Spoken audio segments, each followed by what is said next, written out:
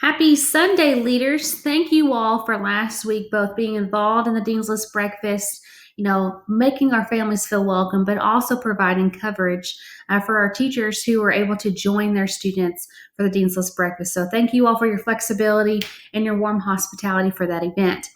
Now, this week, we've got a couple things going on. We have post-secondary week, so our counselors have been working very hard on this, really getting kids to start to think about what is in their future story. So the theme is Don't Look Past Your Future. We've got purple cows here theming it out. So there's several different items that will be contained in that week. Melissa and Alex sent out an email last week containing more specific details with how that will work in conjunction. So make sure to keep an eye on the Living Leader calendar and really start to take this as an opportunity to share your future stories with your Care and Connect, and being real with them, being human, letting them know that sometimes it's not super clear when you start off with, or sometimes you change your mind, or what experiences were positive, which ones maybe you would do differently, and what factors should go into those decision making. So we've got post-secondary week this week, and then something else that we are doing this week as well is having an Excavating Gifts course check-in. So that phase 1A and 1B are due on Wednesday. So I think it would be probably a smart idea to check in with your students before that 1B check-in, just to make sure that they have been working on it. Maybe give them a little bit of space to work on it, have conversations with the Care and Connect before that 1B check-in. I know that I checked in with my students last week on one of our creative directing days with this, and some of them needed some time to bounce some ideas or get some clarity around what exact projects they should be looking at. So those links are on the Living Leader calendar as well. There's a resource slide on that Excavating course check-in that can provide more information around student projects, picking essential questions, and some things for them to think about to really make sure their experiences are purple cow. So one of the things that I noticed when I was working with my girls on this last week was that some of them were still playing it very safe. So I think you as Care and Connect leader, playing that role as someone that's going to push them outside of their comfort zone so they can really tackle things that they never imagined they would be able to is going to be important. So again, not just taking a paper as an example of a project, really push them to think about what else can you do for this so that you're impacting other people and really going outside of your comfort zone.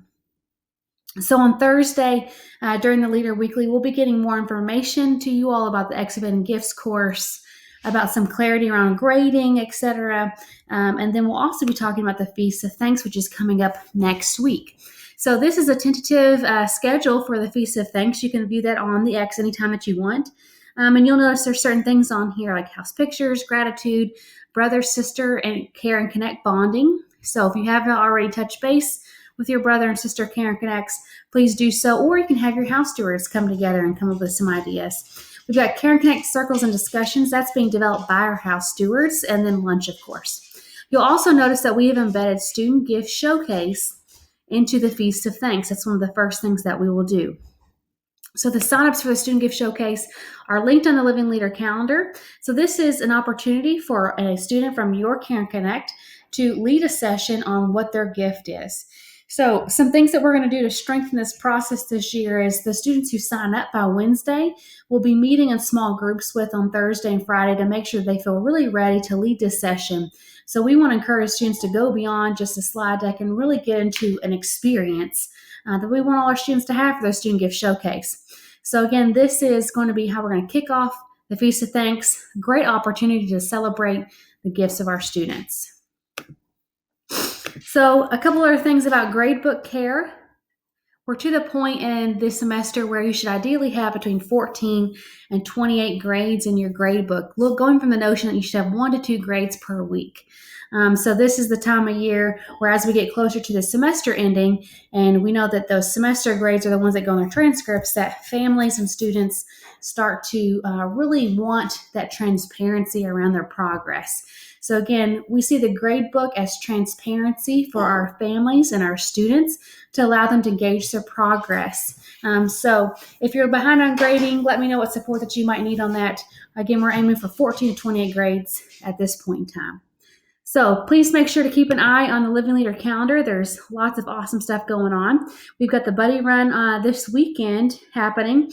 Thank you to our wellness leaders for leading that. We also have SBDM nominations.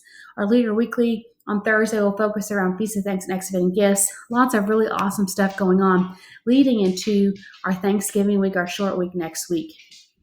So I hope you guys have an awesome week. Take care of yourself, each other, in this place. Go Generals.